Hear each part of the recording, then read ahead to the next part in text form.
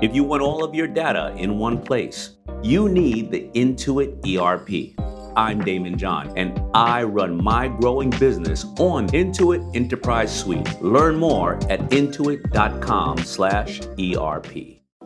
Welcome, everybody, to another episode of the H3 Podcast. Today's episode is sponsored by Jigsaw, out in theaters today, October 27th. Hello, Fresh, Quip, Stitch Fix Men, and Twitch Prime subscribers like you. Love you. Now listen, we have got a really special guest, honestly. That's why I'm in this outfit. I had to basically don my alter ego to prepare myself to match this guy. He's powerful, he's great, and frankly, I'm intimidated, so I needed to don this outfit. Okay? Now, before we introduce our guest, I just want to say a couple things. Jordan Peterson is coming on next week on Thursday, November 2nd. You can post questions for him on the subreddit. That thread is now up. And for future updates on the H3 Podcast, follow us on Twitter at the H3 Podcast. That includes time changes and all that business. So, listen. Introducing our next guest, the Dr. Dr. Disrespect, the two-time world champion, 1993 and 1994. Those were huge years in gaming. Competition has honestly been off since that year. I just threw my phone. It was making sound. It displeased me. Do you see this shit? It's infectious. I'm turning into a monster. Seriously. That didn't take too long. I love it. Jesus. He's the most ruthless competitor in the online gaming community. Less notably, however, he's also a Twitch streamer that has exploded in popularity. Frankly, he's captivated my heart and mind with his violent speed, athleticism, and momentum. When I started watching him stream, he would joke that he was 6'8" with a 37-inch vertical leap. But seeing him, he is actually 6'8", and it's fucking terrifying. What else was he telling the truth about, I wonder? But in actuality, I do think that he is someone who has elevated the genre of streaming. Like, until now, I haven't experienced a Twitch streamer who's done quite what he's done on Twitch, which has turned it more into a performance art, but also being a pro gamer. He's someone who I respect and appreciate, and I am also going to take him out because I'm the 3-time. And I'm the prof. And I'm here to profize the end of the doc. Dan, bring this coward in. Bring this coward in. Look at this coward. The 2-time. Oh, shit. Look at this coward. The 2-time. Why are you calling me? Have a seat. Because I'm the 3-time. What, the 3-time at what? 3-time world champ every year. 97, 98, 99. You don't know me? I'm the 2-time. The prof.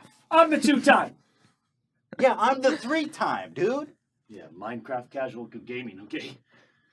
First of all, I have a castle in Minecraft. If my bullies didn't come into my server and tear it down, you would have been in awe. I replicated the TNG Enterprise in Minecraft, and you're going to shit on that? That's why they call me the 3-time. I did bring you some collector item t-shirts, and I don't know if I even want to hand them to you now. I'll take it. Okay, that's... I don't like that at all. But now you got a know what it fangirl? Now you got a fangirl? Take a look at those. Take a look at them. Frankly, I can't see. I'm gonna put these down. You can't see in the Google prototype scopes? What version of those? These are some early stage. Okay. What do we got here? That's an eagle flying into another dream, into another world. There's a lot of levels. A lot of levels. Depth. There's depth there. Okay. Whew. What else we got? It's the same. 2 times. It's the same. Back to back. Hey, what's that? Too big for you? Size medium. Okay. And it's the same one. Same one. All right. Yeah. Anyway, have a seat, please. God bless you. Absolutely. Thanks for joining us. Just a little bit of meme. I do appreciate that, by the way. I didn't mean to disrespect you by throwing that. Where can people get this? Who sat in this chair last time? No, that's where we have it. I set that for all of our guests. Huh. This is a professional setup. Yeah, this is where we do it. I'm impressed. Thanks, man. Thank Thank you. So listen, that's what I was saying. Like when I first watched your stream, you were like, I'm 6'8", right? And I'm like, well, this guy's a fucking comedian, right? Like, who's 6'8"? And now that I see that you're 6'8", I'm like, what else wasn't he kidding about? The steroid needles that I plan in my thighs every single day before I go live. Okay. Not a joke. Not a joke. 37-inch vertical leap, not a joke. Right. 1990 Lamborghini Diablo VT, parked in my garage. People say, why don't you ever take it out? Why don't you do a vlog? Because it's a collector's item, right? Like, I'm not going to put too many miles on it. Sure. So you're never going to see it. Yeah, of course. Like, I can keep going on and on and on, but, everything is authentic. Sure. Well, I had an idea. Are you up? Because I wanted to actually gauge your vertical leap. We have a camera out there. Really? Yeah. I might need to stretch out. Okay. Okay. Can we go out there and do this? Yeah, we get dynamic stretching. I don't know. Yes. Yes. Whatever let's that do is. that. Let's do that. Welcome to the 3-time World Jumping Vertical Championship. Whoa, got kicks all over the place. So we are here with the doc, Dr. Disrespect. We are putting that 72-inch vertical leap to the test. 37-inch vertical leap. 72 inches. I want you watch One Punch Man? No. There's this one scene where he jumps to the top of the gymnasium and his head goes through and his body's dangling from the bottom. So that's what I'd like to see. Okay. Yeah, all right, let's see. Yep, let's see. Right there? Is that what we're doing? Well, wait a minute. I don't have a receding hairline. It's just, hold on a second. Hold on. There we go. We're still looking good, right? That was powerful. I mean, that was like, what, 20? I mean, I didn't even fully jump up. Yeah. There, I think we're good. We got it. Can we get some round of applause, everybody? All right, yeah. Everything he says is real, my friends. It's all real. Okay, let's head back to the let's get back to the table. Let's go. Wow. That was exhilarating. All right, well here man. All right. Wow. Thank you so much for that display of athleticism. Absolutely. Felt good. I'm exhilarated. I wish this was a gin and tonic. We have. We could have Yeah. that for you. Listen, how do you play with glasses on all day? I just close my eyes. You just it's on sense. Yeah. It's just, it's all sensory. It's Right. all audio, sensory. Right. And then sometimes when I do open my eyes, guess what? I'm in a top 10 situation. Let me go ahead and try and win this game. Right. Right. Sure. But that is a common question that I get all the time. And if I, you know what, let's just be straight up honest. I can't see shit. Okay. Really? But Google's working on some new prototype scopes with built-in LCD, LED, 1080p, 3D, Right. Sony technology built all into it, right? Upgraded edition. So what you're looking at is a little screen Yeah. that just it projects what's outside. Exactly. Yeah. Seems a little counterintuitive, but hey, it's Google. Yeah, and between you and I, aim assist, You're under like RoboCop. speed hacks, and stuff like that. Yes. Cool. Listen, do you hate this question? Do you have tall guy problems? Do I have tall guy problems? Because you're probably one of the tallest people I've ever met. Yeah. Tall guy problems is a real thing, right? It is. I mean, I sat in Ferraris, can't fit in them. I've sat in Bugattis, cannot fit in them.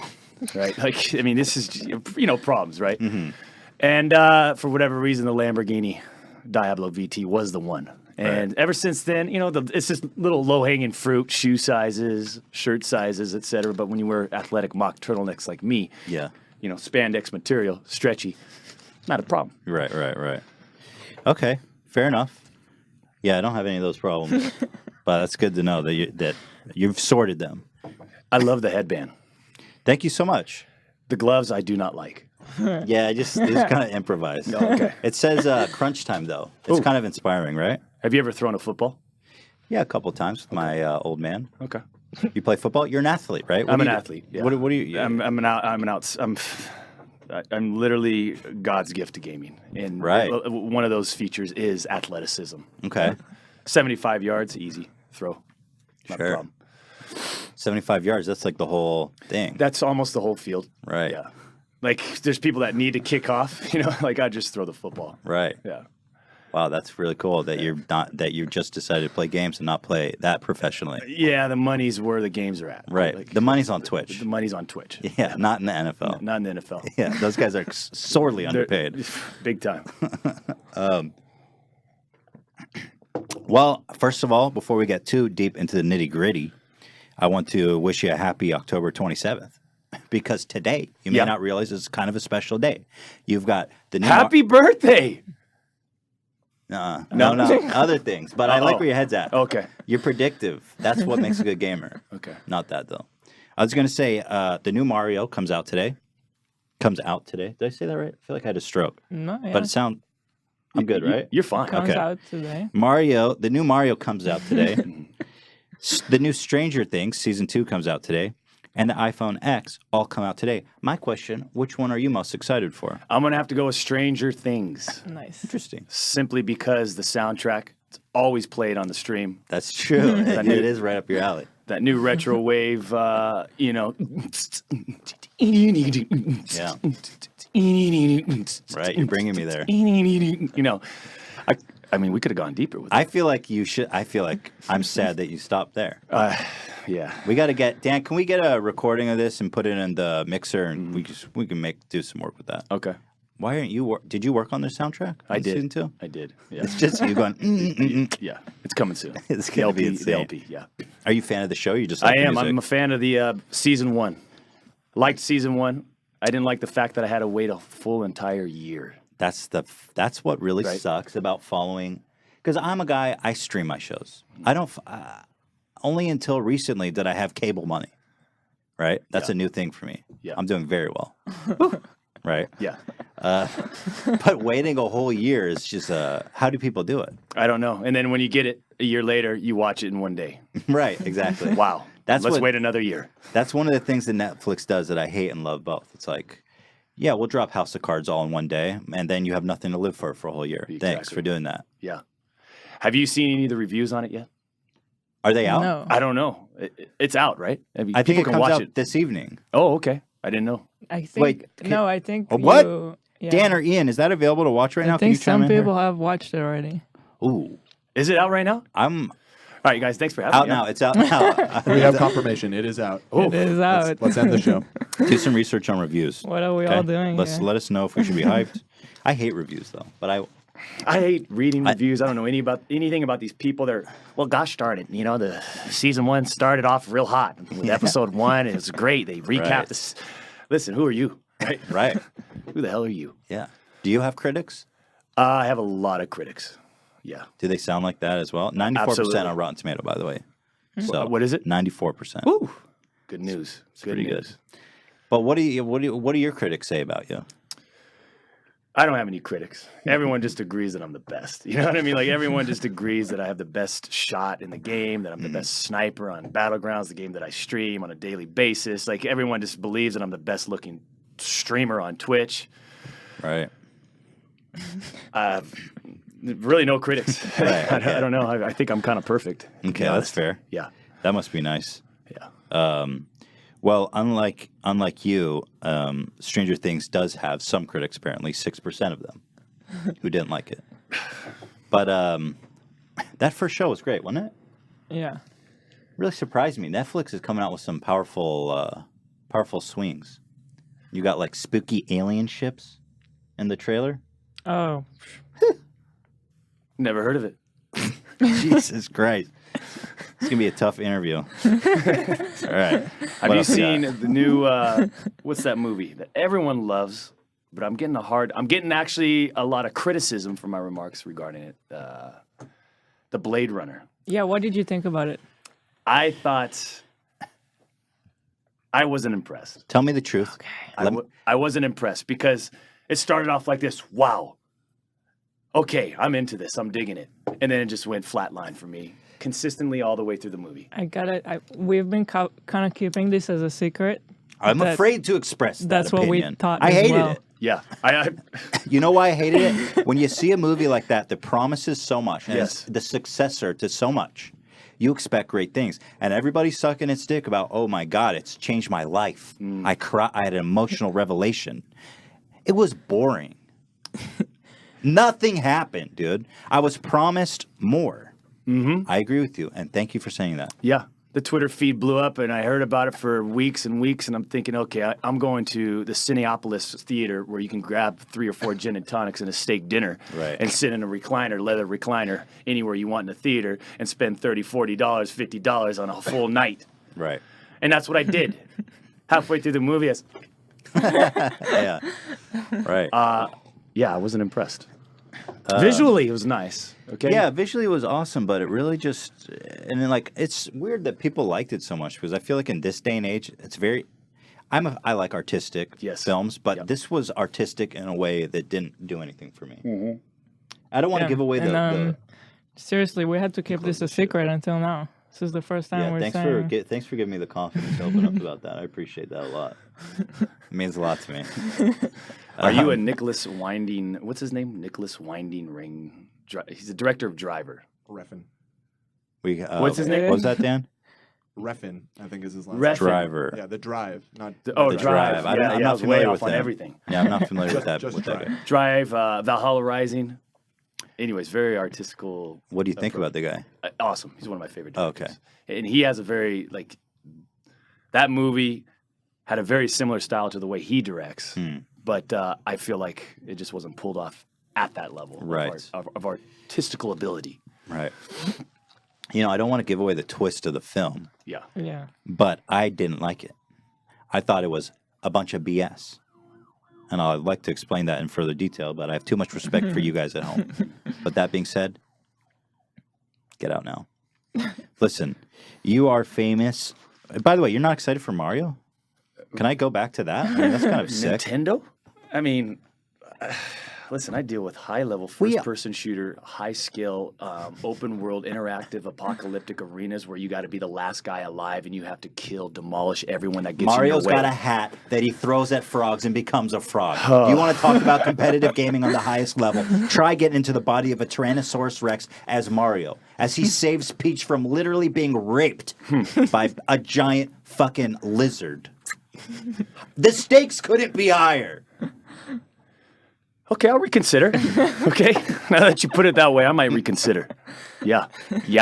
Thank you. We're getting through. There's a lot. I feel like we're having some real There's a connection. breakthroughs. Yeah. Except for that haircut. Yeah.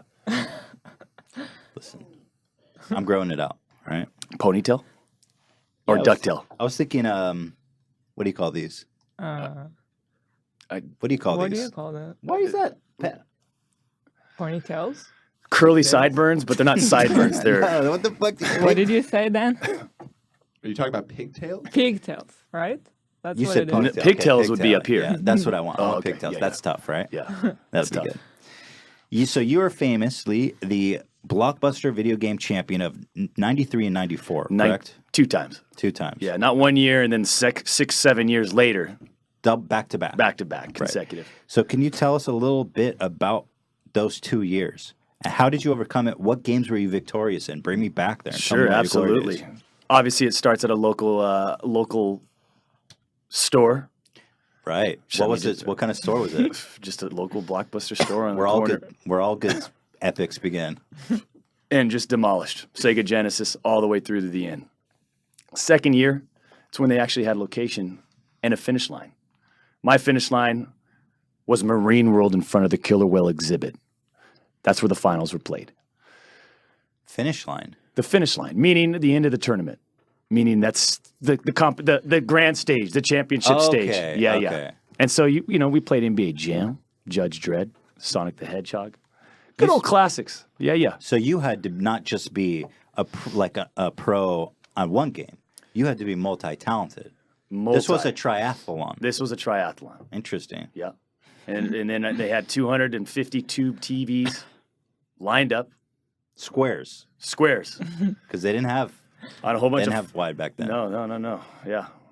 And a little known fact, because the last game that was played in the championship, NBA Jam, if anybody knows that if you play NBA Jam by yourself, it doesn't switch at halftime, meaning the direction that you play the game. Mm-hmm. So you're always trained to go right. And when you go left, all the controls are actually reversed. That's a little wacky.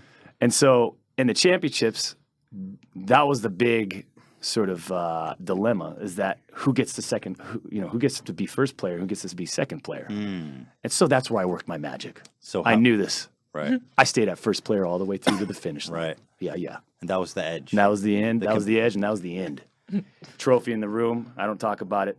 It's under wraps. So it wasn't necessarily a skill victory. It was more like a hold down P1 victory. It's a skill victory. Let's not try to downgrade. Okay, this, I know. I'm just trying to understand, trying to get the facts straight. This is a historical moment. Yeah. I mean, JFK they just cleared all the documents for that, and so I feel like this is something similar. How did that go? Is that Apparently, public yet? somebody killed him. That was all in the documents. Somebody killed him. Okay. Some guy had a gun. And he shot him. I was like, wow, The truth is out there. man. Actually, I don't know. I don't know, man. I don't trust anyone on the internet. You've got like people on R. Donald, people on R. Conspiracy, people on like socialism, all like picking little berries. Yeah. Apparently, there was 2 shooters. Apparently, I don't even know how it's related, but the CIA was like, doing some shit somewhere. You kind of look like you could have been I'm a sorry. shooter with this outfit. I'm the one-time JFK assassin. NSA. That's a joke. I have no intention of assassinating any presidents, living or dead. Sometimes you just got to clear the air, though. I don't know. What do you think happened at JFK? I don't know, but did you know the moon's made out of metal? That's probably technically true, right? That's what I've heard. I've heard they record sound waves. Who and told you that? I watch a lot of Ancient Aliens. Yeah, right. History Channel. Exactly. Is that where it is? Yes. They're like, I watch. You don't even need to say that. I watch a lot of History Channel. That sounds credible. Yeah. It's 100%. The moon is made out of metal. Okay, so expand on that. I had a few gin and tonics when I was watching this episode. Let's see if I can remember.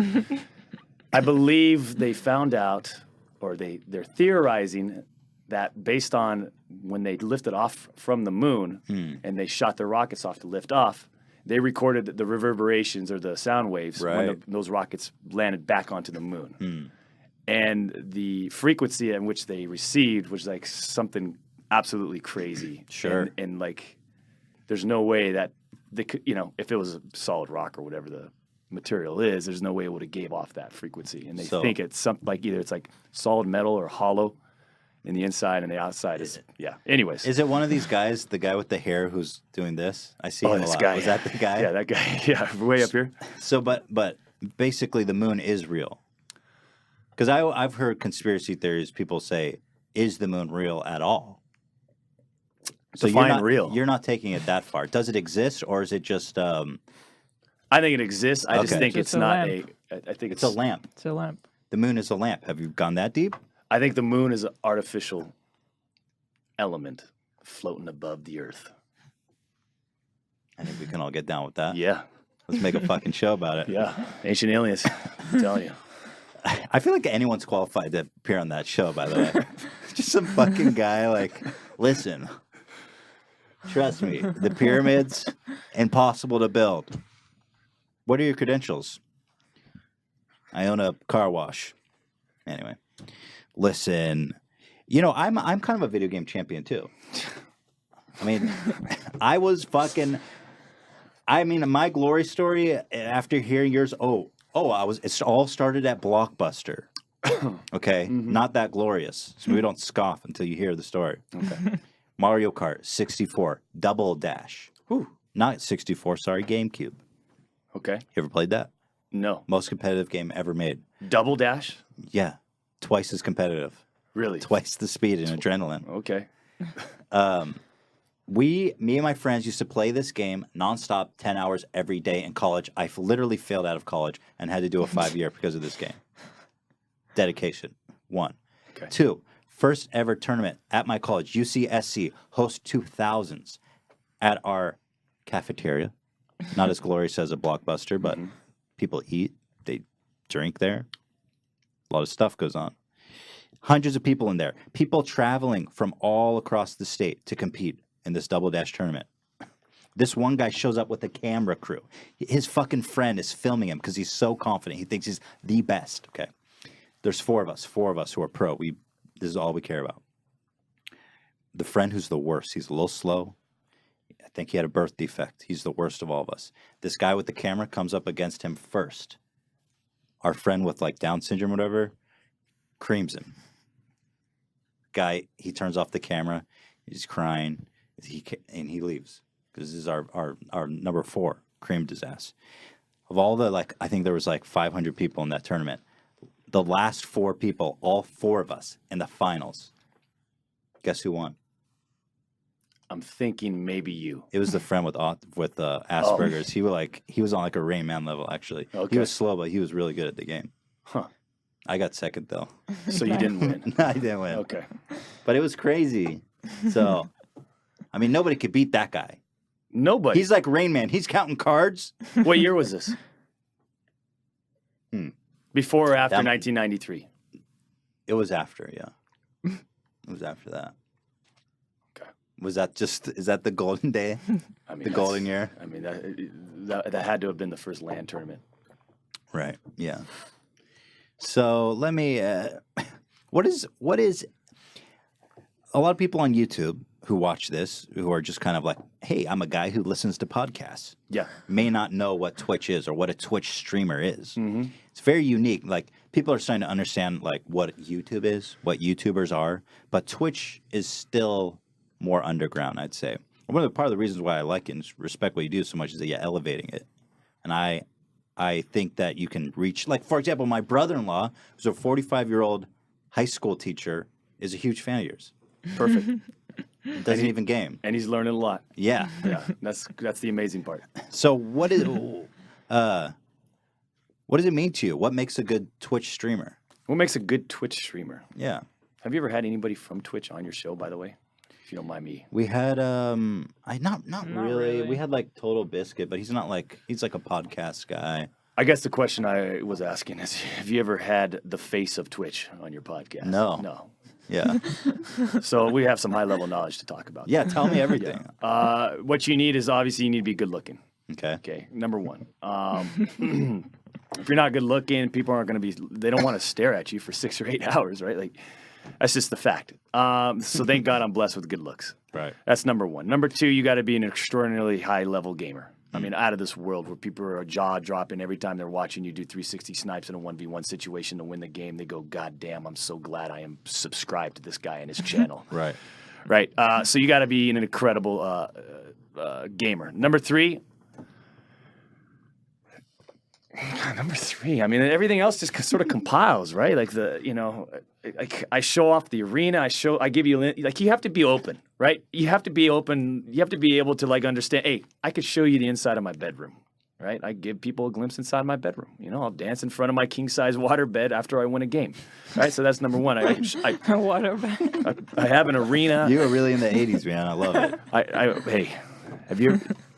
It's like this at night. That's what it is. That does look nice. Oh man, it feels so good. That looks dude. really nice. Yeah. I want to do that at night. Yeah. I recommend a waterbed, by the way. Yeah, it's pretty. Do they amazing. sell those still? I don't know. I've had mine for eBay. 25 plus years. Wow. Okay. Surprised that thing's not leaking. No, it's saltwater, water, and it takes care of the inside. I don't know. It's scientific stuff. Yeah. Sure. Yeah. But what makes, you have to just be charismatic, I think. You know, you have to be able to just understand I think you have to be able to cater to a wide spectrum of people. A lot of people really get into the niche of, hey, I'm a gamer, I'm a first-person shooter, I'm good at it, and I can kind of communicate with my chat, and then I'll say the F word every couple seconds and just bullshit and sit in front of the camera. And then there's other people that take it a little bit farther, right? Like they cater to the wider spectrum of their demographic. You know, I've got parents sitting in my chat, and I know that I'm on their big screen, and they got a 2 or 3-year-old right there in front of them. Yeah, that's thought. I mean, there's. So I can't be going like F this and F you but at the same time, I could still be me, the dominator. Yeah. Yeah, totally. So I think that's important. So I think you have to just, as a streamer, you have to recognize, like, what is your thing, and how can you carry that thing over a large demographic of people? Like, and I don't have the magical answer, but that's. Well, you were streaming and making videos. Like, I mean, I was looking at your channel back day one YouTube. You were 7 years ago. 7 years ago, Dr. Disrespect existed on YouTube. And were you Twitch streaming? Are you streaming back then? No, too? I was on YouTube. I'd straight up YouTube. We would Some sketches. sketches that would Classic. lead into gameplay, and Right. then I'd commentate over the gameplay. That was the concept. Did you ever stream before? Like, because I know you took a hiatus and then you came back. Yeah. I've never. No, So we started about a year and a half ago back on streaming, Okay. but the absence between that and YouTube was what 5-6 years or something. Like seriously, consistently putting out videos. So what made you think that, like, most people are like, oh, I want to be a YouTuber. Mm-hmm. What made you want to go from YouTube to Twitch? I think part of it was the fact that I knew I had to have a lot more resources in order to do YouTube stuff. You know, it's a little bit higher production. At that time, I was just blessed to be around some good friends that we always had a camera around us, and then, you know, we could just shoot at all times, and I could just cut it up, throw it up on YouTube. Boom, we got something. Now it's, you know, everyone's got a little bit, you know, there are different directions in life, and, you know, I sort of found myself like, how can I do everything myself? And Twitch, it's pretty easy to do that because all you got to do is just set up your whole setup at home and do your thing, and then Sure. just handle it yourself. So how do you explain? Because on Twitch, your success has been almost like meteoric. Whoa, I like that word. Is that a word? Meteoric? Yeah. You were like a fucking meteor down to this planet. I mean, for me, your name just started popping up everywhere. And I started watching you, and I was like, man, this guy's a pretty cool guy. What happened? Like, did you really explode out of nowhere, or did I just miss something? I mean, PUBG, right, was a big turning stone for you? I think H1Z1. Okay. I started with H1Z1, and that was when that game was really, you know, kicking off. But, you know, those devs, I don't know what the hell they're doing with the game now. But I was riding that wave, and I think that the pace of that game, the speed, the violence, the momentum, you know, associated with that game, and being able to talk proximity chat, Right. you know, being able to talk to a guy in real time as you're fighting him, really showcase, you know, the personality or the character of the doc, you know. Right. And so we just kind of ran with, So H1Z1 is I'd say where it started, and then, you know, we were lucky enough to have another battle royale game come on, and you know, it's at the level of where it's at. So we're just sort of riding the wave. Right. Yeah. The Battle Royale wave. The battle royale wave. Is PUBG just like, as far as I can tell, it's like the same game, more or less, isn't it? Or made by the same guy. Same person who's the concept, the high Right. level concept of the game. Yeah. Is PUBG overrated? What do you think? Is PUBG overrated from a design standpoint? No. I think the design is fantastic. You know, you put in another map, you put in some additional content with the game. The shelf life there is no limit to the shelf life. The problem with the shelf life right now is the ability of the studio to get it to a level where we're not dealing with desync and lag issues like a AAA game. I feel like it's been forever. Yeah, it's been a while. Like since I started playing the game months ago, the game in September had sold 10 million copies. You're looking at 300 million in Revo, Yeah. and that's in September, and that's beta, right? And since then, Pre-alpha. I don't know what is the terminology these days. it's all Launch the bullshit. game and let it be finished and just support it. right? I played Dota for like years, and that game was in beta for like 3 years, and then all of a sudden they're like, "Oh, it's not in beta anymore." I'm like, "What is it? Yeah, what does it mean?" Yeah.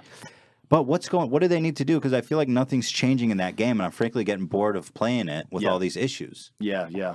I mean, again, they just need to optimize it. They got all the money in the world. Is that I don't- not enough? I think it's basically, I think it comes down to industry talent, engineering talent. I mean, this is just me talking, like from my experience in being in the industry. I think they probably need a little bit more engineers. They're working their resources around because they are getting close to launching Xbox. So I'm sure they've shifted a lot of the resources to get ready for that launch. Right. Again, I'm not an official representative of the studio, so I have Sure, no yeah, idea. yeah, But yeah, this yeah. is just sort of me talking out loud.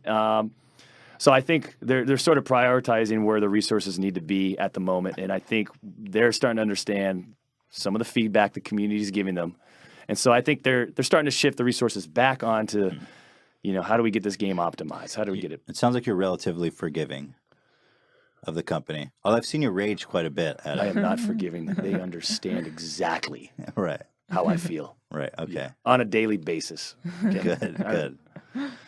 Well, you got to go back because you said your knowledge on the industry, because there was that 5-year gap we were talking about. You were actually working for Sledgehammer Games, right? I built half the maps for That's Call actually of Duty that's Advanced incredible. Warfare. I know. I get it. I get it. It's incredible. How was that? Like genuinely? Genuinely, I loved it. Okay, so I love the creative side of things. I loved it. It was a fix for me on a daily basis to go there and just head down and just design stuff and get feedback and work with artists and do design meetings and play tests, and I get to talk to the creative directors and leads, and we'd formulate like strategies on map release. Like it was just to be able to work on Call of Duty, one of the biggest AAA games. Yeah. Like it was a in a sense it was a privilege, right? But me as a person, I just couldn't. Like I don't deal with politics very well. I just don't. Like that's mean, probably like, a just weakness. corporate. Communication and Right. politics and stuff like that. And ultimately, that's on me. For Did something happen at work where you were just like, I can't do this anymore? Or was it just it was just over time. It was one of those things where it's like, okay, I kind of want to do something else. yeah? to a certain I extent. mean, I understand that. Yeah. I actually had a desk job for 5 years, same amount of time. I didn't love it necessarily, but it grinds on you, right? You felt that even though you still loved the job. Yeah. I miss it too. I miss getting my Interesting. hands dirty and building stuff. And You ever want to make your own game? that's an idea that's been tossed around a lot. Yeah. It just depends on how all the pieces fall into place. Like budget. Who am I working with? Like, Yeah. because you certainly want some very trustworthy partners that know what they're doing, a lot of industry experience, Mhm. and you want talent too, right? Yeah, like for sure. from the engineering talent to creative guys to people that can run the studio correctly and everything. Like you kind of need to. No, that stuff's so important. Yeah. We're learning from kind of running our own operational smaller scale. It's like the people. It's just it all comes down to finding good people. It's crazy. Absolutely. Doesn't matter how much experience they have, or I mean, it does, but like, just I don't know. Some people are just you can do it. Listen. Why do you want to design a game? What are you thinking? Um, You call it YouTube personalities? And you No, it's I like- don't. no. Okay. yeah, not really. We have a mobile game that we're working on. Yeah, Kind we of cool. do. Top secret stuff. Ooh. But I'll tell you all about it. Oh, okay. Live right now. Yeah, right now I don't care. I'll tell you. Okay. I wonder if they'll get angry. Who's gonna? Who's gonna develop it faster? We've already been working on it. It probably will never be made. What's the concept? I'm not gonna talk about it. Oh, okay. Okay. I'm not gonna talk about it. It's gonna be awful. You'll be surprised. It's gonna be awful. Let's take a brief break to thank our sponsors. We've got a lot of goofs left. We're gonna take some calls from fans live. Whoa. Yeah, we've got the technology. Okay. Well, These things on? Yeah, we'll pipe those in. They're not on the phone yet. Okay. Hold on a sec. Yeah. I know. All right, well, where did I park the Lambo? Well, why is it being towed? Okay, just go ahead and handle it. Yeah. Okay, sorry about good. that. Yeah. No, no worries. So, brief thank you to our sponsors, and we will be back with the doc. Stay tuned. Thank you to Jigsaw, the positively spookiest film of the year, coming out today, October 27th, for sponsoring this episode of the H3 podcast and helping us out on H3 to fulfill our dreams of making the God Vape. These guys are awesome. It was a joy and a pleasure working with them. So if you're up for a good spook this Halloween season, head on to the theaters and enjoy a little bit of Jigsaw. God bless you. It's hot. It's spicy. See the movie. I actually need that. Excuse me. And thank you to HelloFresh. HelloFresh is a company that makes cooking great and fun. For me, it's a hassle. You create pans, you got to go shopping, you got to choose, oh, is this cilantro fresh? Who can tell? I didn't go to culinary school. HelloFresh decides for me. They send me the cilantro and the ingredients and everything. It's a joy. They send it all to you, and you cook it. It's delicious every time, and you're done. That's the joy of HelloFresh. Back me up, Eula. Backing you up. Thank you. I was, wow. Listen, it's delivered right to your door in an insulated, recycled package and it's refrigerated as well. They got 3 plans to choose from. You got classic, you got veggie, you got family, meat, fish, seasonal produce. Me and Hila, we have a lot of fun. We cook it at home. We say, hey, it's HelloFresh night. It's delivered to your house in a box with ice. Come on. You don't need to be there to accept it. You know what I say when it arrives at the door? I go, hello, fresh.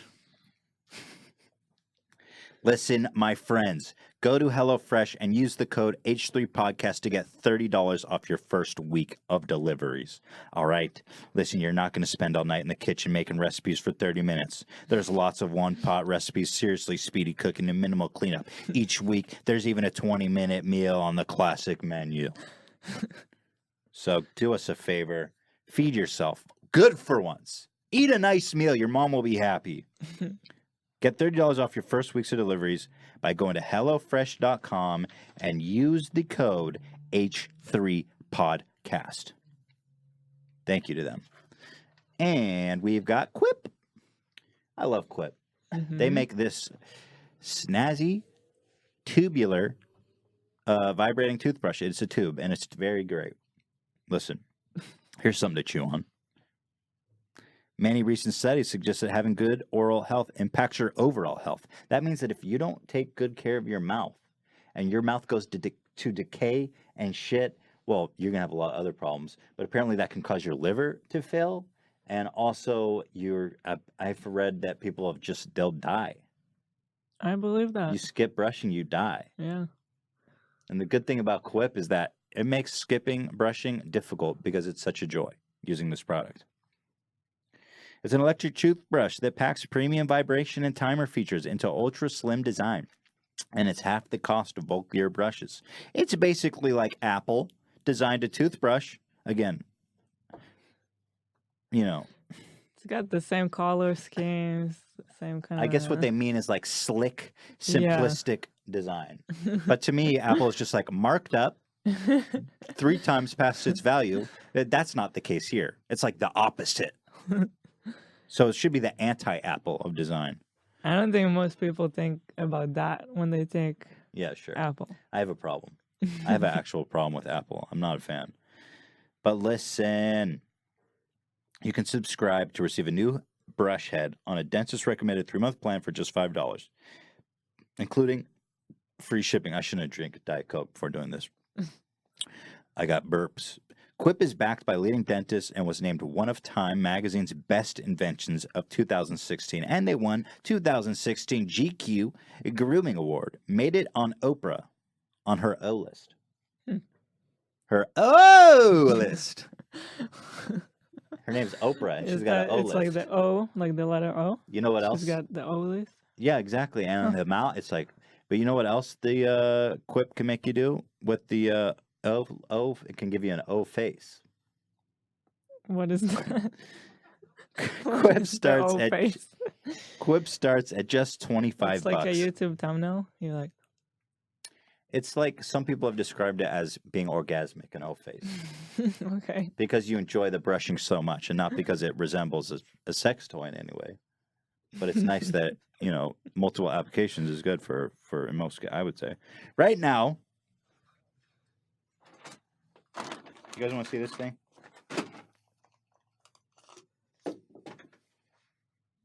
That's the O face. And it works here great. So good. Like that. Okay. I think they know how to brush. It's just vibrating tube, man. It's killer.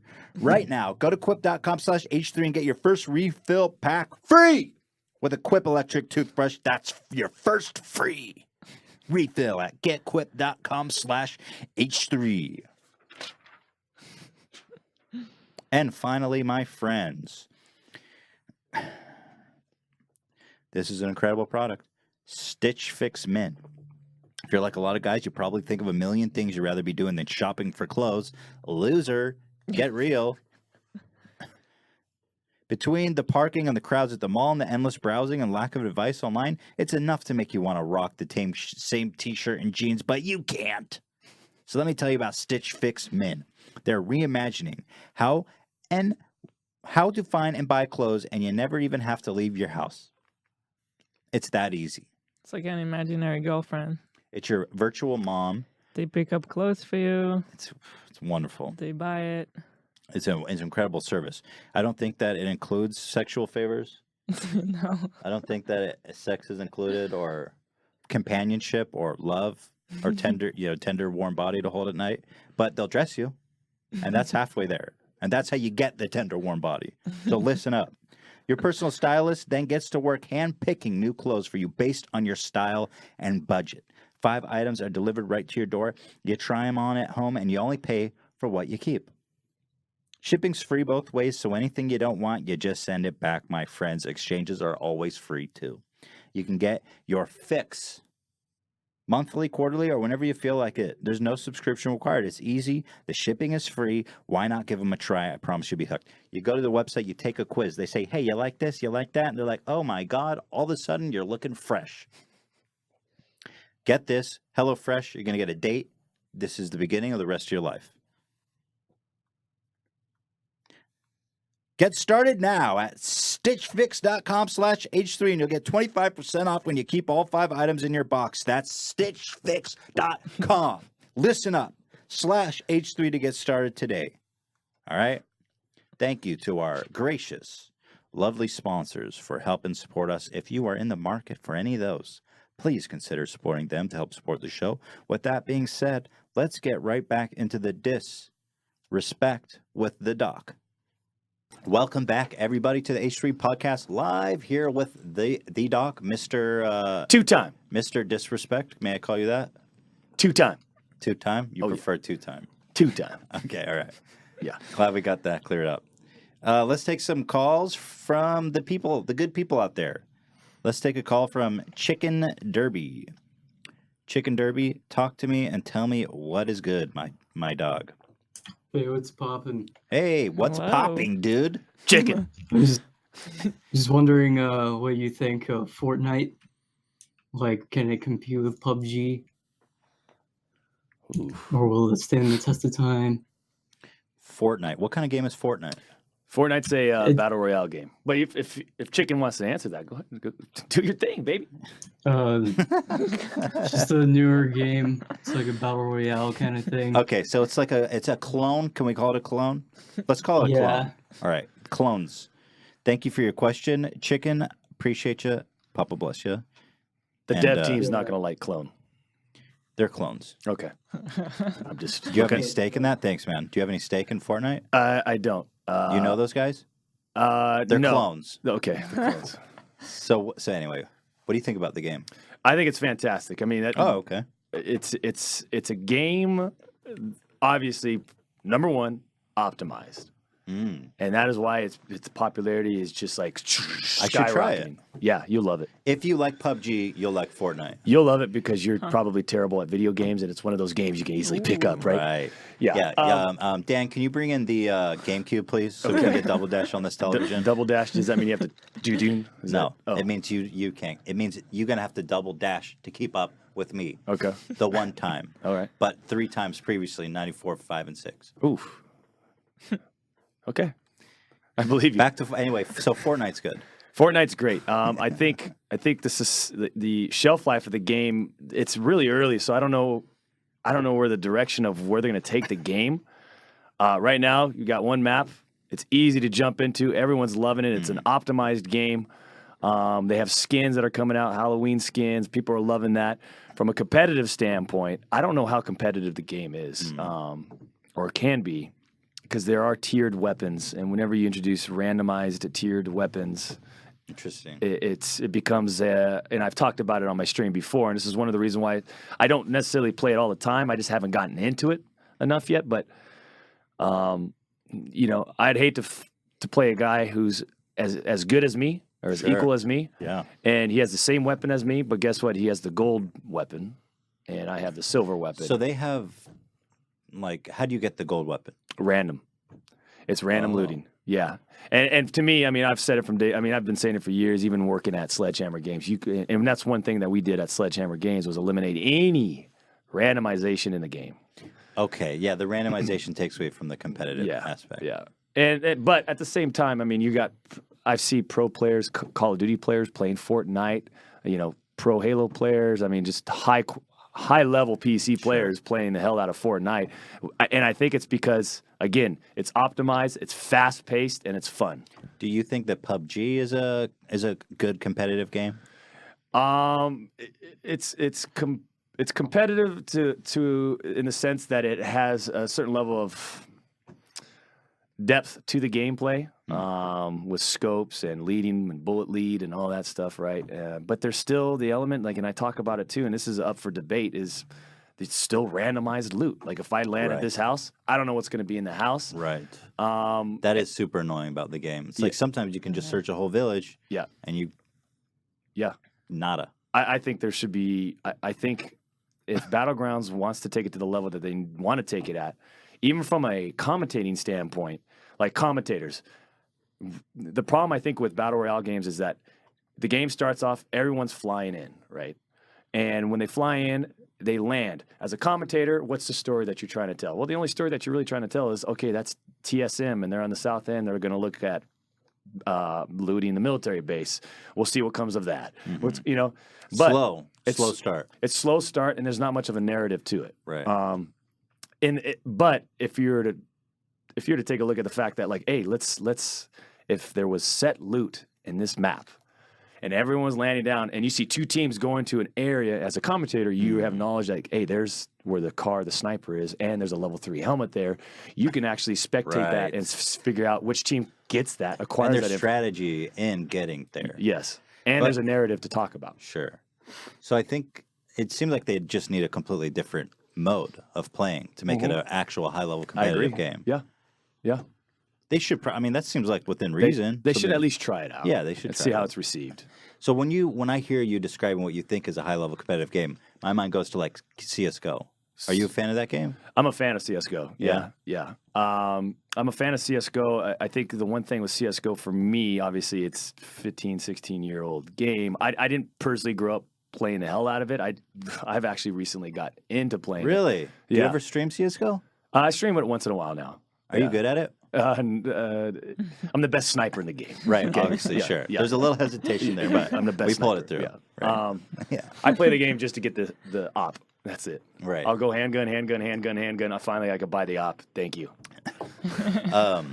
So you're that guy. I'm that guy. I like that guy. Yeah. I'm that guy too. I had Total Biscuit on the previous episode. He was talking about competitive gaming too. And we agreed between the two of us that CS:GO might be the best competitive game ever made because it's been around for so long. It's still so heavily played, and it pretty much fits all the criteria you described of being like not random. There's a story to tell. There's certain places that everyone converges on. Yeah. And I mean, we haven't even talked about level design. That's a whole other world. Like, yeah, that's your expertise, right? Yeah, there's like systems, right? There's systems, there's player mechanics, and then there's like the actual level design aspect of a lot of games, right? Do you think that level design is kind of like underappreciated? I think so. Of competitive. I think level design it seemed like it was valued a long time ago. I mean, you saw Counter-Strike levels to this day are still same, but they're still like the best, right? Because they're so well balanced. And you look at old Halo maps, like Halo 2 maps, and and there's a reason why those old ones are starting to still be recreated, even with all the new Halos coming out or whatever. I just think I don't know why.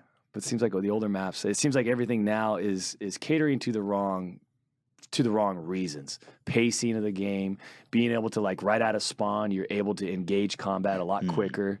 So it's catering to a wider spectrum of people rather than like trying to introduce that skill gap. So, but in like what game are you thinking of in particular that does that? In terms of what? Like one that. Like, are there new levels in CS:GO that you think aren't as good as the old ones? And that it's just like catering to instant conflict? Well, you see, I don't have too much experience with Right. some of the new Counter-Strike DLC stuff that's come out. I think they're fun to play, but I don't know. I think the pacing and the knowledge of the old school maps are very unique, Hmm. right? It is pretty interesting that like Dust, DE Dust, Dust 2, all these maps have been played for so long. Yeah, And it really is interesting how as a gamer, it's like if the map is good, you don't realize. It's like if the map designer is good, they don't get any praise, and if it sucks, they get shit. yeah. It's kind of like the Kind whole of the thing about case in a God, lot right? of stuff. When something is good, there's no complaining, so Right. you don't think about it. Right. Yeah, Have you played Cuphead? I haven't. No, Dude, if you want to get in on the most competitive, cutting edge games, I Cuphead. I Yeah. only have a limited supply of monitors and keyboards at the command center. Yeah, that so makes sense. You'll break a lot playing that. probably. All right, let's take another call from the great and illustrious Ryan Gardner. Hello, what up? Speak Hey to guys, me. how you doing? Doing good. How are you, bud? I'm doing great, thanks for asking. So, what I wanted to ask was whether you thought there were any current or upcoming games that you see may have the potential to gain a lot of attention on Twitch or YouTube. Great question. Thanks, man. Appreciate you. Cheers, man. Appreciate it. Great Cool. question because I'm trying to find those games. Yeah. I'm trying to find those games. I had a lot of. Here's the thing, like that, and I think that's the dilemma of streaming on Twitch and the state of the industry itself. Is Destiny 2 is the perfect example. Fantastic AAA game, beautifully designed from the the PvE to the PvP aspects of the game. Like it feels good. It's like it just. There's a lot of depth. Like Destiny 2. I mean, it's amazing. I actually haven't played it yet, but I want to try it. PC. Okay. Do PC. Yeah. But the problem is it watchable? Is it a spectating thing? And from what I've seen on Twitch thus far, since it's launched a couple days ago, I'm not seeing. People aren't watching. They aren't watching. The enthusiasm isn't there as a spectator. Right. And it's very interesting. Like, what is that next game that is that as a gamer I want to play, and the streamers, the people that It's are got to be watching. good for everyone. It's gonna be good for everyone. So, what is it about PUBG that is so exhilarating to watch? Because I almost don't even understand the success of the game. I don't think there's the exhilaration of watching. I think it's more of the narrative that's behind it. Hey, I get to watch this guy from point A. He drops in with nothing, and it's a 35, 40-minute game if this guy gets into the last 1v1 situation to win it. That's fucking true. And you watch this story, and it's a lot of these, like every time you land, it's going to be a brand new story, right? And That's really What I like is that I don't need to be a gamer to understand what you're doing in the game. Right. Like I see, it's very clear to me if you're doing good or not. For example, when you play something like StarCraft, I have no idea, or Yeah. Dota, or all the, Overwatch, Dota. or even Overwatch. Overwatch I is don't a really mess, I don't know understand. how I you're don't, doing yeah. if I'm watching. And there's one simple like piece of data that's as a spectator, if you don't even play the game, that's all you need to know is that how many people are left. And there's that number at Yeah. the top right, and it just goes down, it goes down, it goes Yeah. down. And, You got to make a game, dude. I think you got the X factor. You know what's going there. I'm standing by. okay, I'll give you money. okay. I got like, I'll give you like $500. Title of the game: Lambos and Steroids. Okay, I'm in. Yeah. Okay. I'm out. I have $500 check right now. Dan, write this man a check. Boom. That's all you need, right? That's all games cost. Yeah. Cool. That'll get us in the door. You know what I've noticed too about PUBG? Because you were saying like the games that people are making now are designed for like instant conflict and instant action. Mm-hmm. But PUBG, I think what's great about it as a spectator sport and even as a streamer is that there is a lot of downtime. So you have time to like interact with the audience and Yes. still play the That's game. a great point. Absolutely. Yeah. You can looting like the beginning of the game. If you're not the type of gamer that lands in a hot spot, you land somewhere else. It's like, okay, I can casually loot. We can interact. It can be donation subs, whatever. And you feel like you're part of your community, and the community feels like they're part of the game and what's going on with the broadcasts. And It was really just like a perfect storm, I feel like, and just exploded. yeah, big time. 300 million shekels. Actually, much more than that. More than that. Shekels ain't worth what dollars are. Trust me, folks. Me and Hila have streamed before on Twitch, and it is brutally exhausting. We found like we'll stream for like 3 or 4 hours. Do you get up and stretch? No, I No. order pizza. Yeah. Oh, Potato chips, Okay. Capri Suns. Because I take my guys, I take everyone to the locker room, the Slick Daddy Club locker room. We'll go through a nice little stretch routine. People like Right. it. Yeah, static stretch, dynamic stretching. Oh, that's okay. Yeah. So that's what helps you get. Yeah, good. absolutely. Yeah. And again, I talk about it all the time. Steroids. It's illegal steroids from Guadalajara. That's what. Oh, Guadalajara. Yeah. I heard they have good steroids out Yeah, there. and Jalisco. That's where my parents lived. Yeah. Yeah, I can. Great place. We'll talk about it after. They used to live in Jalisco and they moved back to the States after 5 years? someone had a grenade fight in their neighborhood. Oh, Those guys had some really great steroids by the sound of it. wow. Yeah. Shit is killer out there. But I feel like it's exhausting also mentally, not really something that, like, sometimes I feel like after we stream, and like there's like still noise in my head, like when you come back from a club, Because it's just so intense. like and all the chat and the comments. headphones, Yeah. high intensity stuff. Music playing the whole time, screaming and yelling. You're reading- on. I mean, you're on the whole time. And when you're off, it's like it's a deep breath. It's wow. It's fun though. It's fun. Yeah, But how do you is do fun. it every day? That's Yeah, it's- crazy. Steroids, Steroids and spin class 3 days a week. spin class, and steroids. That should be the title of your autobiography. What do you think about an IRL stream in a spin class? I think your fans would love to watch that. Okay. You don't want to join? I won't be there. Okay. Your fans would love it though. You want me to join you in the spin class? Okay. Do we wear this? Wear what? Like, do we both wear this? Wear this is what I wear every day. Oh. So it's up to you if you want to You wear Kevlar your to spin costume. class? Yes, 100%. Cool. Yeah, You need that there. yeah. There's a lot of shady characters. It's like jazzercise meets bicycling. Right. It is. How do you? I'm curious. Like, PUBG's your main game. You play it a lot. Do you still have fun playing it, or is there a certain blend of you do it for the sake of your job? Because most of your fans probably want to watch you play PUBG, right? Yeah. So is there a point where you just hate the game so much, but you keep playing it just because that's what your fans want to watch?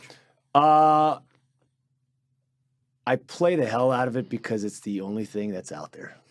It's just the game. That's just the game. I'll try to go back to H1Z1, but H1Z1 I get stream sniped, and it's just not fun. It's just not even playable. I mean, it's just H1Z1. The speed of the game I love, the momentum, everything. Right. But right when you land, I mean, it's like if I don't land in your cop car, I'm gonna be swamped in 10 seconds, and people are. why is it so gunning. much worse on that Yeah. game? Because it's just the speed of the game.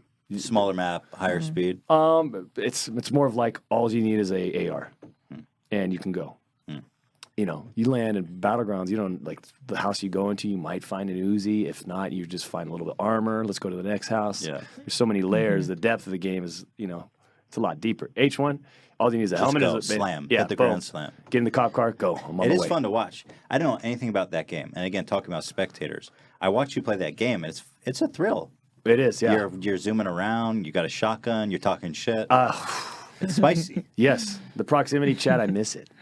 Because I like to remind these little chubby cheek, wannabe, unathletic, pigeon-toed, sprinting gamers Right. what the 2 times all about. Yeah, for sure. Yeah. But you don't have you have proximity in PUBG too. Yeah, it's not the same though. No one talks. Everyone's scared. Everyone's hiding in a tree like a little kitten, and then they're in the closet with their little shotgun. Right? Where's your guts? Right. Starting to get pissed off now. No, I'm getting angry too. So I'm the just- game is scary. That's how we play. We hide. I hide. I'll The whole camp it time. once. I'll hear I'll creak. I will stay in a corner for 30 minutes. My streams are called Wheat Days. You're that guy. Yes. Yeah. Oh God. And you're you're the guy. I'm the killer. You're the guy that uses a pistol for 5 rounds so you can buy an op. I've lost so many games on CS:GO because of you, dude. Got to save up. Yeah, for sure. It's just a good life lesson, honestly. Save up. Yep. It seems that you've been. This has got to be one of the longest performance art pieces ever. You've been this character, the Doc, and you're gonna play like you don't know what I'm talking about. Okay. But do you have a difficulty transitioning between yourself and the dog because you're in character for so long and for so intense amount of time? Do you have trouble being like, okay, now I'm just a guy, literally guy? No. We shut it down. We approach it as a business. Because essentially, We in the proverbial like Fight Club. exactly. Okay, Yeah. cool. That's cool. And we approach it as a business, and we get in there, get the job done. When we're done, take the headphones off, put on the robe, sip a gin and tonic, and watch the Sure. Golden State Warriors do their thing. Yeah, Plug-in for the Warriors. That's just, by the way. go Warriors. Yeah, go Warriors. What is the effect of pretending to be? I don't want to say pretending, but like you spend so much time being someone else. Does the line ever get blurred between No. one and the other? No. It doesn't. Do you ever sit in a restaurant and the waiter is like annoying and then you almost answer in character like, come on. No. Driving is probably one of my biggest things that, outside of playing Battlegrounds, that pisses me off. So sometimes when I'm driving, This drive must have been awful for you. this drive, Yeah. it wasn't too bad. Okay. Yeah. Good. But sometimes that could transform me. Okay, that's when you got to go the transfer. That's where we follow them home. Right. Okay, Yeah. that's a little. Oh, shit. Yeah. Yeah. It's a little terrifying. Yeah. We follow them home. We. That sounds healthy. Yeah. And trust me, no one else is in the car with me. Yeah. No, I got that. I got that for sure. But no, I could shut it down and I could turn it on. I get the sense that the Edward Norton character of your life Mhm. is very different than the Brad Pitt character of your life. Is that true? Absolutely. Yeah. Boom. Bing.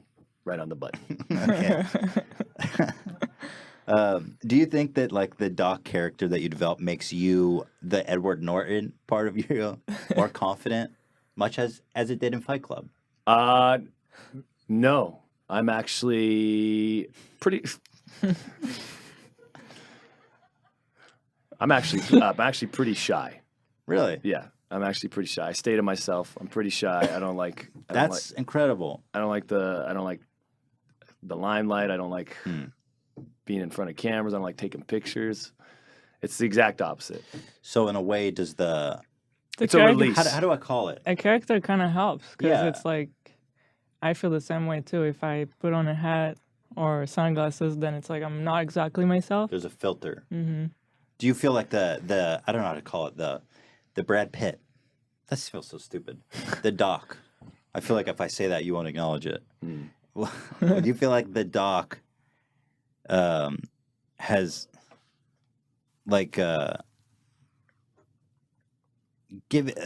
enables you to exist in a different reality than like something that you've always wanted to be, but you couldn't do it as yourself? Like how do?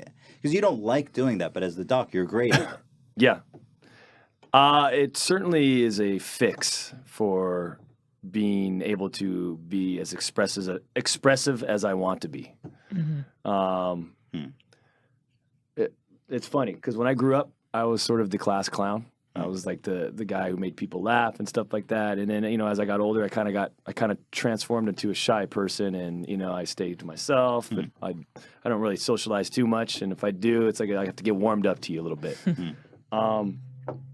So this allows me, like this actually kind of brings back like the old days a little bit, and like it allows me to tap into that being a kid again and just being expressive and just confident. carefree. Who cares what you think about me? I don't care. I'm gonna do anything and everything that I want to do, and there's nothing you can do about it. Yeah. Kind of expressive, like I think that's what everyone loves about the character too. 'Cause Yeah. we all long for that. yeah. But it feels good. It's fun. Therapeutic. It's very therapeutic. Super therapeutic. Yeah. Man, I wish. I love it. But it reminds me of this thing. Like we have this Vape Nation character. I have this theory. It's called That Guy. It's called the That Guy theory. When I go out in like New York and do Vape Nation, it's humiliating. I put on all this ridiculous stuff, but when I put that on, I'm that guy. Like when you're on the street and you look like a fucking clown, people look at you and you say, "Oh, that's just who that guy is." Mhm. It's not like I'm embarrassed for that guy who's out there making a clown of himself. He's just that guy. When you put on that wig and those glasses, you just become that guy. Yeah. Does that make sense? I get it. But we've talked about it a we've lot, talked so about I it a don't lot. I feel like know. you didn't flesh that out a lot. But you also don't do this in public so much. No.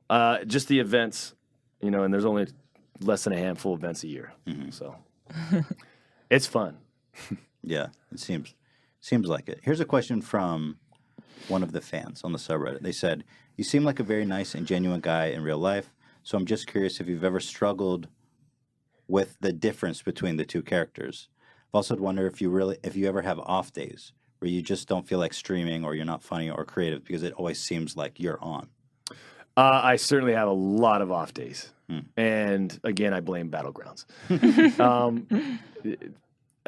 You know, sometimes you're in the groove, you got a lot of energy, and then, you know, the things sort of just compound and like, I'm not doing great, we're not doing great.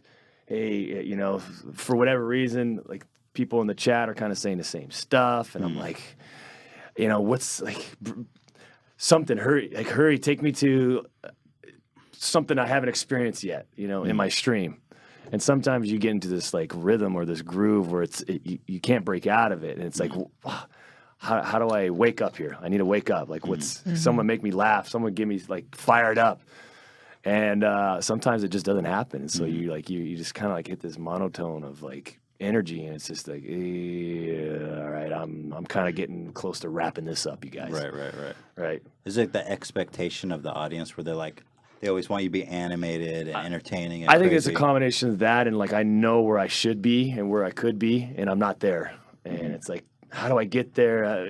Like, can I get there? I don't know. It's like, for me, one thing I'm battling now is like my setup and the content that I put out now. It's like, I feel like I need a full revamp of not just, I'm not talking graphical revamp. I mean, anybody could do that. Like, that's not a big deal, but just the approach to streaming in general and the character or the doc.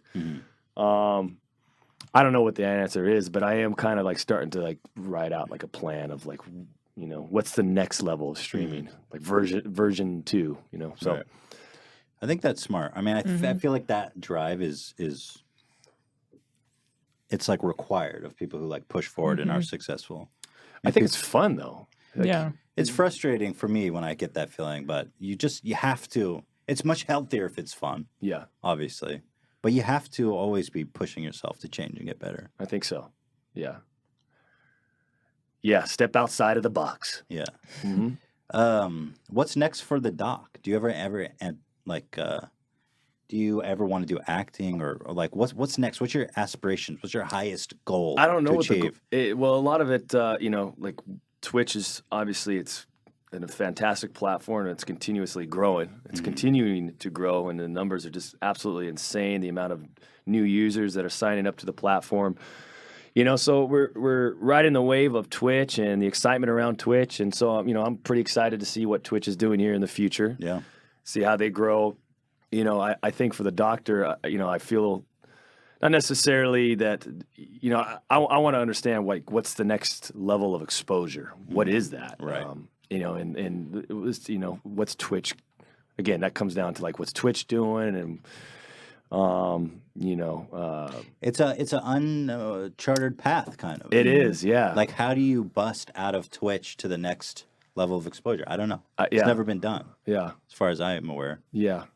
I think there's, you know, I think given the character of the doctor, one thing that people, if they tune in and they tune in on like a regular basis, it's just not based off the video gaming dominating machine and that's all I'm about. Like I can actually kind of like, I can kind of relate to people that are into sports because I've played sports Right. and, you know, college sports, and I could relate to people with music and movies because, you know, that was all been part of like the doctor's production, and so I can hit like a wide spectrum of an audience. And so I always thought like it'd be cool if the doctor had like a show, like almost like a 1 hour, you know, like not like Jimmy Kimmel show, but like, you know, where it is, you know, you get guests on, doctor's the host, but we're not just going to be talking video games the whole time, but that will be sort of like the the culture The of the main- show Right. to a certain extent, but we can talk other stuff as well. I could see that. That'd Yeah. be cool. Yeah.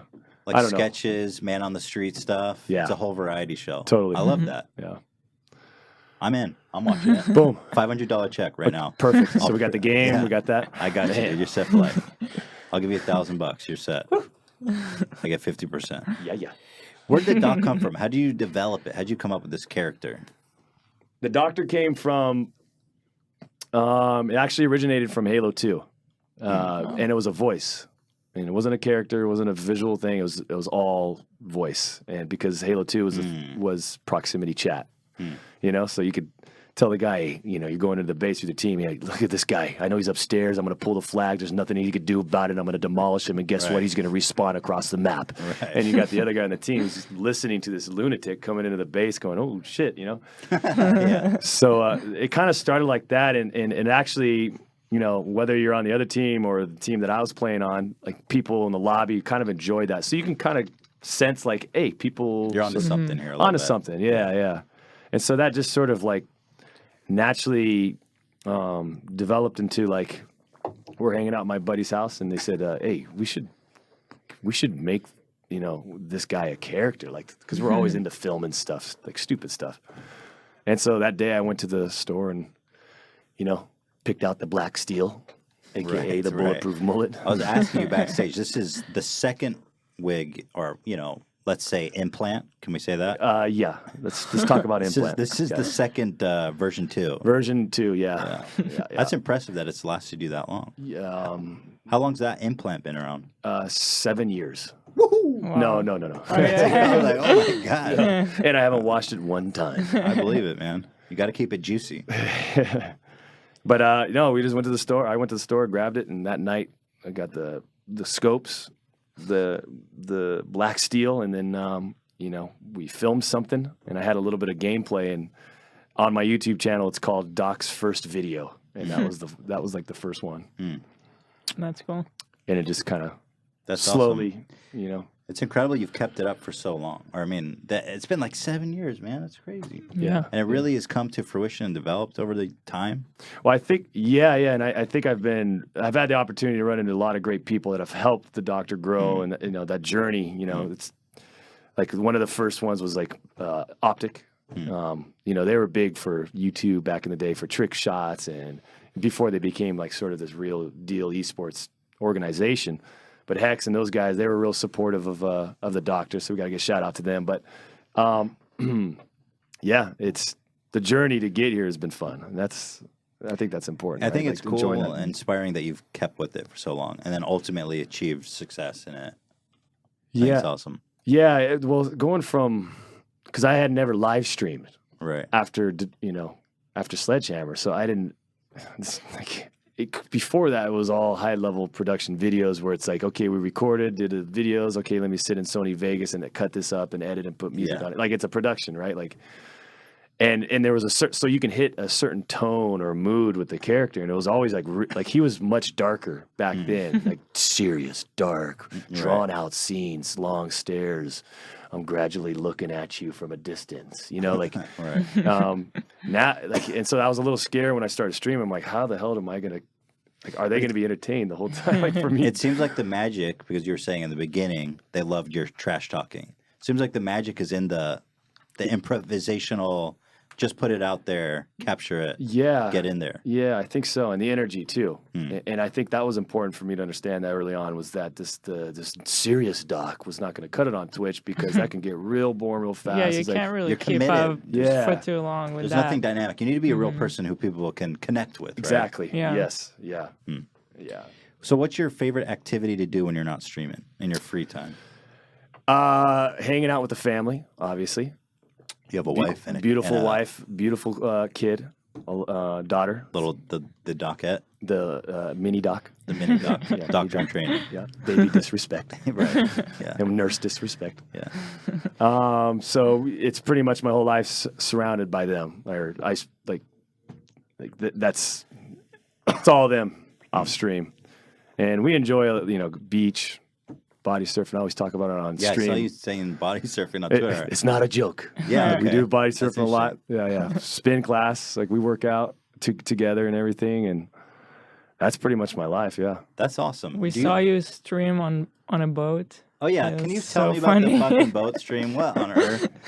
Yeah. By the way, just to set the image for those of you who don't know what I'm Yeah. talking about, Doc just goes live one day and he's on a boat playing PUBG, and that's it. He's just on a boat, and I don't know how did you get an internet connection out there. By the way, From the Asus Zephyrus laptop that I was using. It was a Asus was polite enough to hook up that whole situation. Got Oh, it. cool. Yeah, yeah. Was it? It was a sponsored. It was a thing? sponsored deal.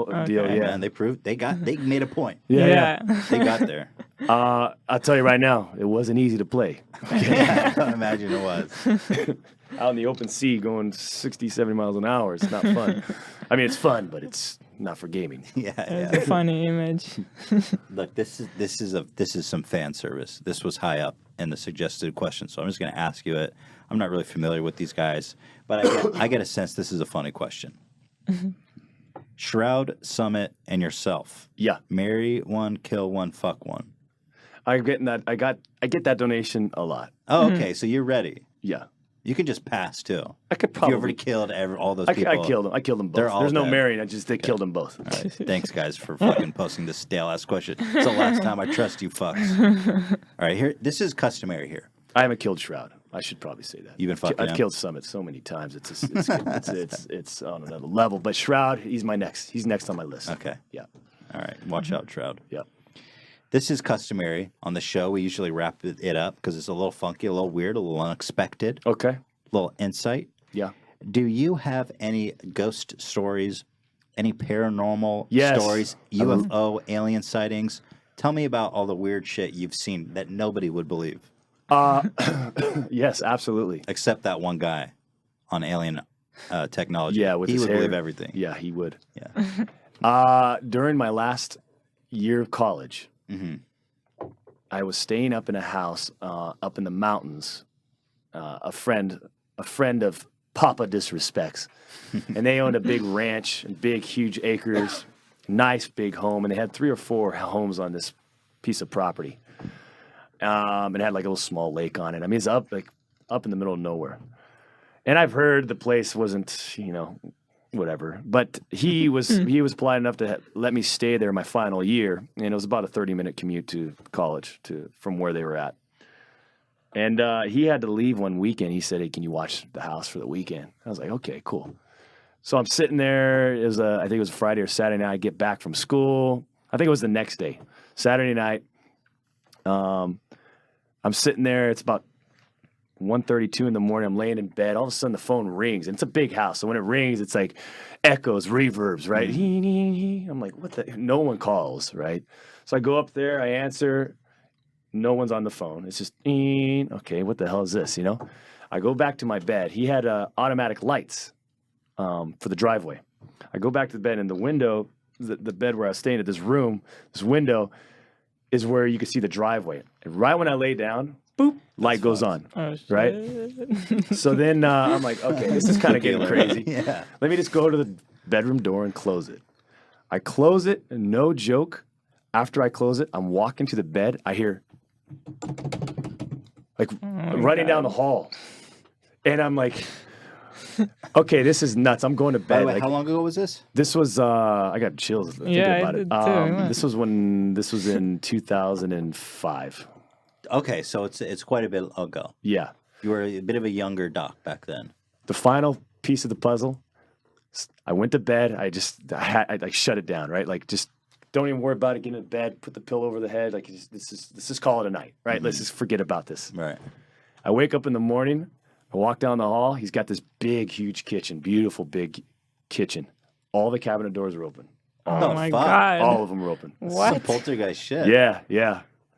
And that was my experience at that Whoa. place. I told him I didn't experience anything else after that, like anything that was weird or any of that stuff. But I had the place to myself the whole time that weekend, and that happened during that weekend. And so did you tell whose house was it? This was a Friend of your dad's. Yeah. Did you tell him about it? Yes. Did he ever have anything like that happen in that house? No. Hmm. No. Just you. That's so Yeah. creepy. Yeah, that shit's creepy as fuck. I'm always interested to hear what other, I've never had a paranormal experience. I wish I did. I feel like I'd be a more interesting person, you know? Yeah. But thanks for sharing None? that. Nothing. What? I just told you. I I got nothing. spent I got 10 minutes nothing. telling you a story. You got nothing from me. I got nothing, dude. Okay. But I love hearing other people's stories, so thanks for sharing that. Absolutely. And finally, do you ever plan on going for 3-time? In what? Well, it's got to The be 3-time. Well, it's got to be 3 consecutive years. Oh, you have to win 3 in a row. Yeah, and I'm You not can't. interested. Okay. And I could have, but they're going to play Bubsy or Bugsy or whatever the hell the game is, and I didn't want to play it. Yeah, Right. sure. Right? 3 times in a row. Who's got time for that shit? Yeah. In this 2 day and times age? sounds better. Like, 3 times. The 3 times. Yeah. Hold on, let me use the 3 time. Yeah. Back to back to back. See, this is. You would almost just lie and say 2-time at that point. At that Because it point, sounds yeah. much better. Yeah, exactly. Fair enough. 2 time. Right. I mean, 3, it's 2, the V, you know, Yeah, no, I totally get it. right? There's well said, dude. Yeah. Well, thank you to the 2-time, to the Yeah. doc for coming in. Thank you for having braving me. that traffic, coming and spending this time with us and sharing your experience. God bless you. Hopefully your fate doesn't end the same as Edward Norton from Fight Club. Oh, yeah. But I appreciate you nonetheless. We're just getting started, baby. Yes, the revolution is beginning. Yeah, yeah. Anyway, I wish you all the best. I love what you do, and appreciate really appreciate you coming here. So Hey, thank you for having me. bless Thanks you. for coming. Appreciate you, guys. Thanks for watching. Next Thursday, Yeah. Jordan Peterson. Leave your questions on the subreddit. That is it for this week, guys. Appreciate you.